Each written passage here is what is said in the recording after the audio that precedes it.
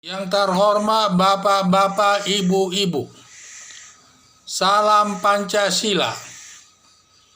Bapak-bapak, Ibu-ibu yang melihat video saya ini, tolong jangan lupa subscribe, likes, dan di-share, dan di komentar. Sifatnya gratis.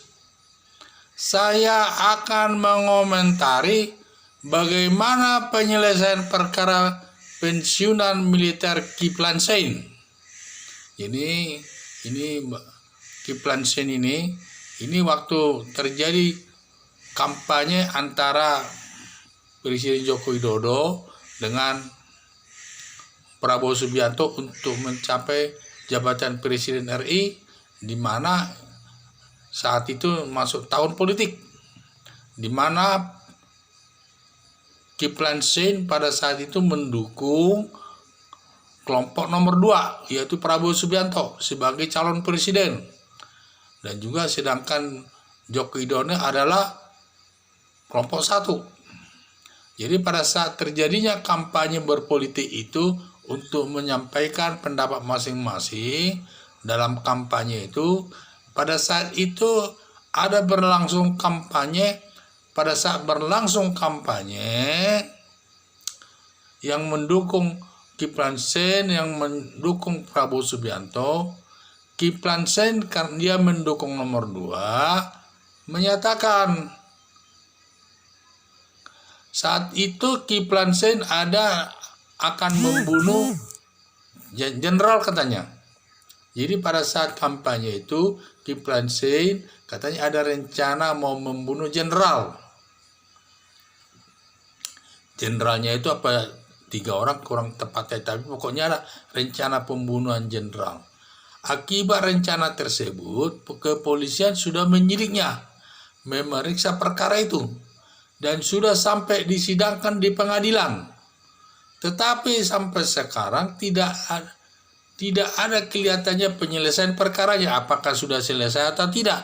Masyarakat bertanya-tanya, termasuk saya bertanya, bagaimana penyelesaian perkara Kiflan Zain itu? Kok tidak ada beritanya? Kalau memang tidak cukup bukti, kenapa dari awal dijadikan tersangka, apalagi sampai ditahan? Apakah ada masalah lain? Apalagi sekarang ini tidak ada penyelesaian dengan baik. Jadi kurang baik ini tindakan kepolisian ini. Dia menjunjung negara kita sebagai negara hukum, harus mengedepankan hukum.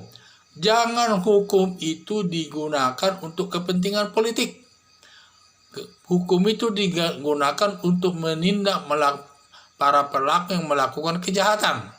Jadi jangan dimanfaatkan hukum itu untuk melakukan politik dalam kondisi politik. Banyak nanti tudingan hukum itu digunakan untuk kepentingan politik. Ini sangat bertentangan dengan ketentuan hukum yang berlaku. Jadi hukum itu harus diterapkan untuk menghukum orang yang melakukan kejahatan. Kalau memang dia sudah terbukti ada rencana pembunuhan jenderal, harus diselesaikan perkaranya sampai ke pengadilan. Jangan didiamkan begitu saja. Kalau memang tidak cukup buktinya, bikin penghentian penyidikan dan lain sebagainya. Jadi jelas masyarakat pun mengetahui bahwa tegas, kepolisian tegas. Jangan sampai ada pernyataan daripada masyarakat hukum itu digunakan untuk kepentingan politik. Ini sangat tidak baik. Dan juga kalau dilihat daripada equality before the law, persamaan hak depan hukum, dan Kiflan Zain ini harus diadili sampai ke pengadilan sebagaimana perkara-perkara yang lain yang sudah disusuk kepolisian, diteruskan ke kejaksaan, dan nanti diputus oleh pengadilan sesuai perbuatan yang dilakukannya. Nah, inilah perwujudan negara hukum. Harus penyelesaian perkara itu harus sampai ke pengadilan. Jangan sampai hukum itu digunakan untuk kepentingan politik. Itu sangat tidak baik. Itu melanggar hak asasi manusia terkait dengan persamaan hak di depan hukum. Padahal negara Indonesia adalah negara hukum. Tidak ada semua haknya sama di depan hukum, yang disebut equality before the law. Baik dia pejabat, baik dia pensiunan militer, baik dia pedagang, baik dia orang miskin dan sebagainya.